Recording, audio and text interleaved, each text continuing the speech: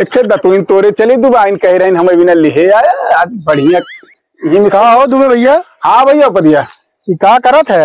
अरे यार भले आ गया जान बड़े मौके पे जाने एक दतुइन तोड़वा आवत रहे दुबाइन कह रहे एक दतुइन ले आया है तो वही सोचा था कि दतुनिया तोड़ ले तो हमें मिलत ना तो छोटदर है ना थोड़ा तू लंबा तमार क्या हुआ दतुनिया तोड़ता है कहीं चवाया। कहो राजू ये बतावा तोहार मती मारी गई बे का भा भाई? ए राजू तू का चाहता है कि दुबाइन भाभी के मुंह में को दांत न रहे?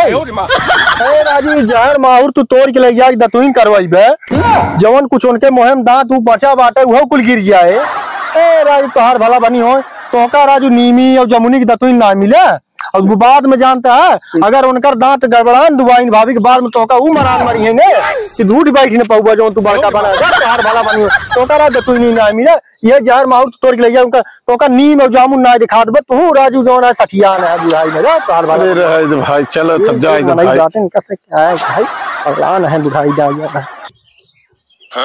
कहो इतने बढ़िया पेड़वा दिखात रहा कैसन पदिया भैया बोल के चला गए जौन हो सकत भैया कोनो हो ये पेड़ पौधा जहर माहौल कर बड़ी बवाल हो चल।